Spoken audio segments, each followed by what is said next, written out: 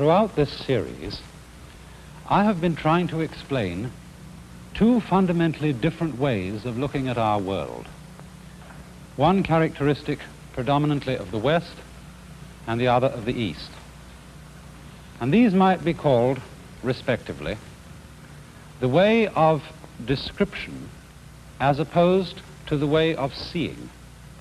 The way, in other words, of understanding things in words or in terms, contrasted with the way of understanding through looking and seeing a field or a subject totally all at once. Or you might call these the linear view, strung out in a line, or the total view, seeing all at once, or the serial view on the one hand, as contrasted with the simultaneous view on the other. Now, in classical Western science, we have depended largely on this serial or analytic view, which understands the world by translating it into ideas, into words, or into, say, even series of numbers. The basic feature of it being that things are understood in a step-by-step way in sequence. And insofar as we constantly look at nature in that way, we tend to think of nature as something constructed, something, in other words, made or put together as we ourselves make and put things together through a series of steps. And perhaps this gives us the feeling that if we understood nature sufficiently, if we understood in full detail all the steps which go to the making of our universe, we could ourselves make it. Now, it's here, you see, that we get a very fundamental contrast between East and West, and especially through Chinese and Japanese ideas of the formation of nature. Because for them, it seems extremely odd to think of nature as being constructed or made by a sort of step-by-step procedure. Their feeling is rather that the world and its forms are not so much constructed as grown. And one of the most important keys to an understanding of Far Eastern thought is to see the difference between a view of a constructed world and a grown world. Now, to give a sort of crazy illustration of this, supposing I construct something, for example, an artificial flower. And you know, when you get instructions how to do this, and you buy a book of do-it-yourself artificial flowers, you get a step-by-step procedure which tells you what to do. Step one, take a piece of wire with a black button and fix it to the end. Step two, take the stamens, previously cut out, and affix it to the button. Next step, insert a disc of sticky material, push the wire through the middle, and then affix the petals. Here they go, and notice that as I put them on, I take them from outside and around me, things that are bits, and I bring these bits together to make the flower, the construction, or whatever form it is that I'm intending to create. And so from going around to the center, from getting something that was previously pieces and bringing it all together, I get my flower. But now, watch how an actual flower grows. How it starts, as it were, from the center. And it unfolds itself, not bit by bit, but all the parts of the flower exfoliating together from the center outwards, in contrast to the making process which goes from the outside inwards. From a situation where the parts are originally all apart, all in bits, and then assembled, contrasting with a situation where you have some simple beginning like a seed or a bud, and as it expands, it constellates or forms its own parts from within itself. And this is the fundamental process of natural growth. It's in the same way that the human baby is formed within the womb.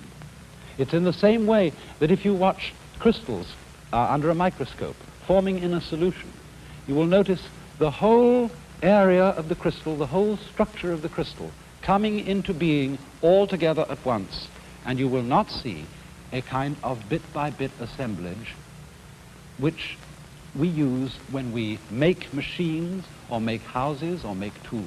Even when we carve a block of wood, although the block of wood is not originally a lot of distinct parts, nevertheless we work upon it from the outside towards the inside, whereas all processes of growth go from the inside to the outside.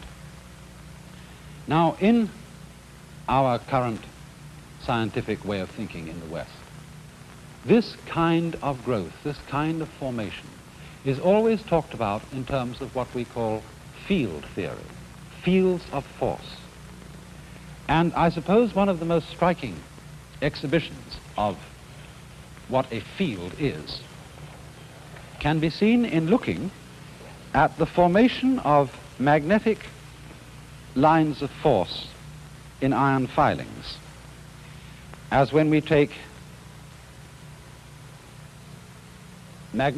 filings that are not magnetized, just thrown chaotically over an area, and then with the magnets underneath, notice that all the filings form together into a pattern, the whole area moving together, every single part of it simultaneously, into its shape. And that shows us the whole nature of a field of force. Now, the fascinating thing is that some of these fundamental words which we've been studying throughout this program for the basic principle of nature or the basic reality underlying the world are words that have the meaning of a field. Let's take, for example, the word I introduced to you some programs ago, a term used in Buddhism, shunya, which meant the void, the great space, as it were, underlying the whole world. This has in it the idea of a field, in the same way that basic Chinese word Dao also has the idea of a field of forces, an area in which everything happens. Or again, the Hindu word Brahman, although it doesn't literally mean a field, it's also often symbolized by the idea of a vast inclusive space. And the direct connection of this with the idea of a field comes out in another Buddhist word which describes the entire universe. This Sanskrit word, dharma, that means, well, law or function. Sometimes it means the Buddhist doctrine, sometimes it means a method, but you could say dharma in this particular context means the fundamental order of the world. And so the expression meaning universe is dharma dhatu. And this Sanskrit word dhatu is usually translated realm, but it has the idea of a field, especially when you see its Chinese equivalent, which is written this way. And here we have the character at the top actually means a field, and the bottom part of the character means a shellfish, but think of something like a clam with two shells, and giving one the idea of inclusion or enclosing in, the enclosed within a field. This is dharma dhatu. And then in turn, in the field there is a structure, and the structure of the field is thought of as governing the formation of the universe.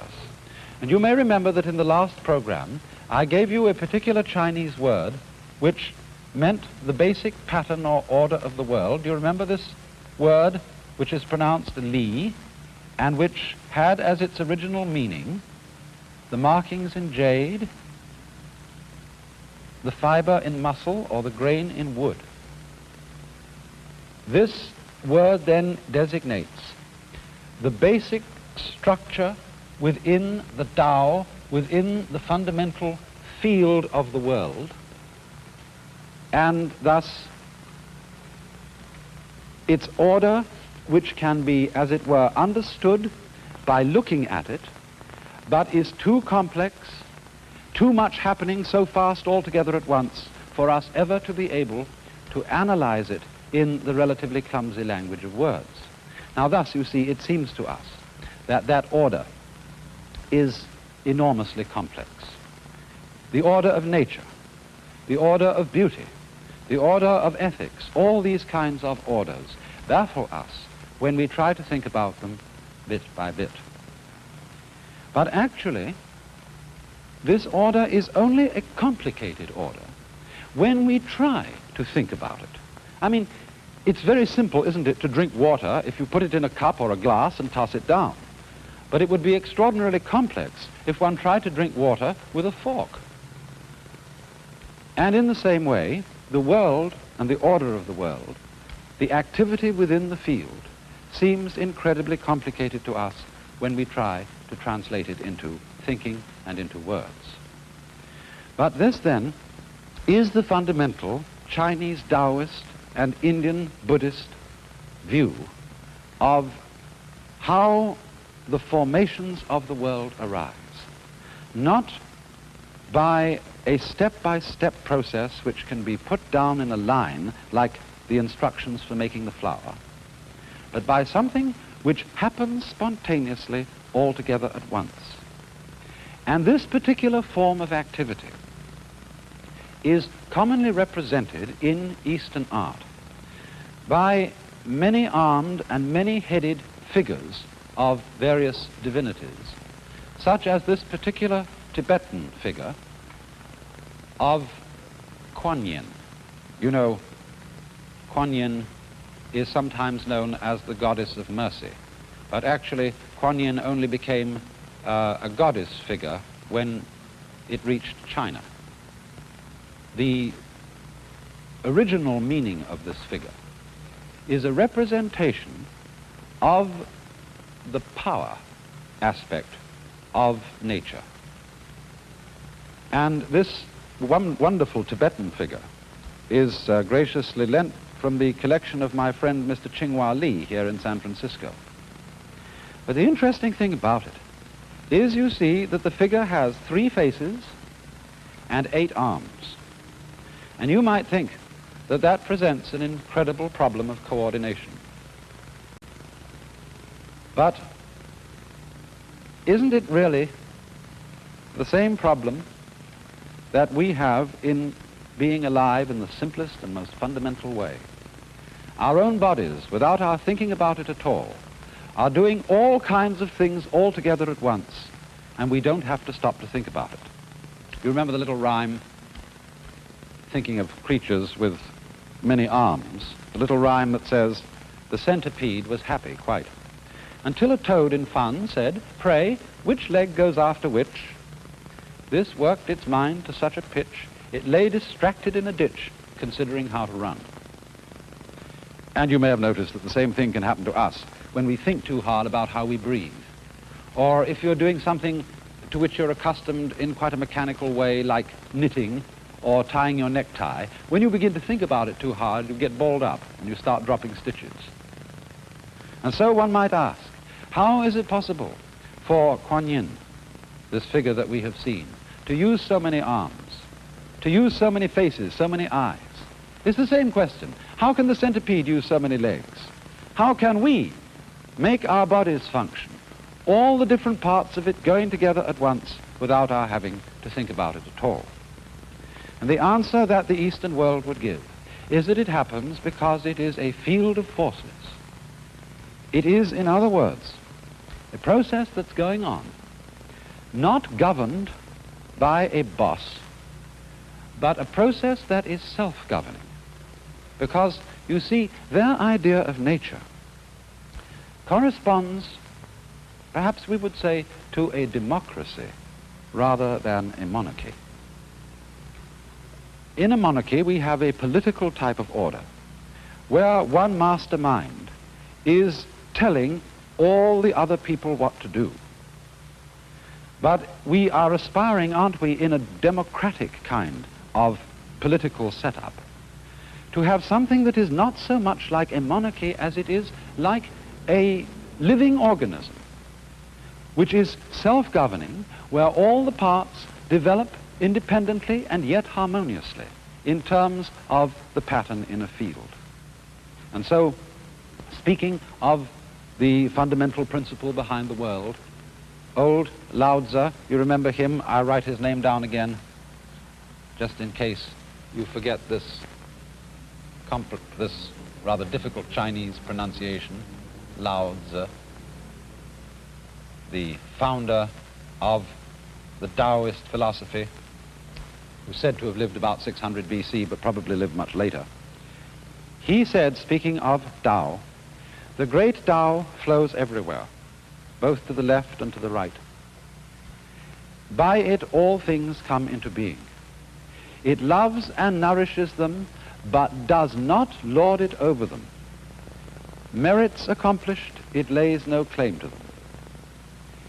In other words, this is an idea of the ultimate reality, which does not govern the universe by ruling it, by telling it what to do, but by, as it were, letting it be free to organize itself harmoniously in the same way as you saw the iron filings organizing themselves within the magnetic field, in the same way as you saw the natural rose growing as distinct from the artificial daisy being made by being put together. Now then,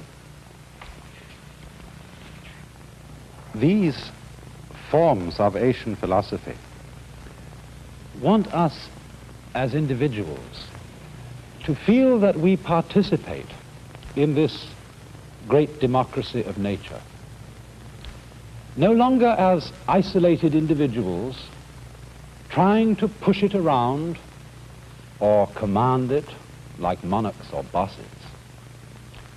For their conception of the omnipotence of nature is not like the omnipotence of a king, but of a self-governing state. Not a mere collection of units, but a body, a self-organizing pattern. And they want us to feel that the true self of each one of us is that entire pattern. Now, in the ordinary way, we feel that although I am doing certain things, nevertheless, most of what is going on in the world is happening quite independently of me. The motions of the clouds and the winds, the circling of the stars, the fluctuation of the tides, the flowing of rivers, all these seem to happen quite independently of the individual me. And yet, the flowing of rivers, which seem to go along by themselves, are surely neither more nor less independent of the individual me than the beating of my own heart, which, although it seems to go on independently, I mean, I don't will the beating of my heart, nevertheless, what is more fundamentally me, the very center of my physiological life? And if I don't will the beating of my heart, might it not also be possible to feel that although I do not will the motions of the winds, the tides, and the stars, that these are nevertheless just as much my activity as the coursing of the blood in my veins, moving without my having to think about it, like the centipede's legs? Might we not be able to feel that the whole eternal universe is our body, like this system here, in which every point is defined by its ties with every other point? Now then, the fundamental and final question that remains is how are we to come to feel that way? How are we not just to think, but actually to realize, to make real to ourselves, to feel that the motions of the heavenly bodies, the rivers, the seas, the winds, are all my body? How are we to feel a general impression of life in which man is no longer the isolated, lonely, separate ego, trying desperately to defend himself by attempting to become the world's monarch, but feeling rather instead a profound kinship and fellowship and fundamentally love for the whole world, just as if it were his own body, which in this view it is. The thing which all these great Eastern philosophers insist upon, whether they be Indian or whether they be Chinese, is at first sight rather depressing to us, because the fundamental insight is that our ego and our will can do nothing to acquire this feeling of fundamental unity and solidarity. It can't do anything at all. And the feeling cannot be had until, as we say, we have given up our own will, set aside our own ego. This, after all, too corresponds with the basic Christian insight, where, as for example, Dante says of the will of God, in his will is our peace. Or, as another Christian writer says, our wills are ours to make them thine. In all the great religious traditions of the world, there is the recurrent theme of self-surrender, of giving up oneself. Now, at first sight, this seems something spineless. This seems something weak and namby-pamby, and as if, you know, the Marxists always say the religion is the opium of the people. And they validate their point of view by saying, look, religion always tells people to give up their will. That's so that the tyrant can push them around. The nasty capitalists can make them do what they want. But they forget that in the giving up of our own will, we do not surrender power, we gain power. Because in the giving up of our own will, we are, as it were, making ourselves an empty channel through which a greater power than our own can pass through. Lao Tzu said, you know, the usefulness of a window is not so much in the frame as in the empty space through which something can be seen. And so in the same way, you might say that the power of a human being is not so much in his particular individual identity as in a certain kind of emptiness through which something can flow. And so all the great religions of the world, and most especially those of the Asian world, have as their deepest insight the principle that man comes into his own and finds his true power in standing out of his own way, in getting out of his own light.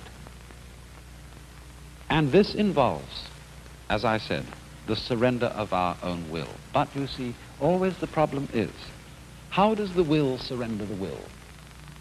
There is a Chinese saying that when the wrong man uses the right means work in the wrong way.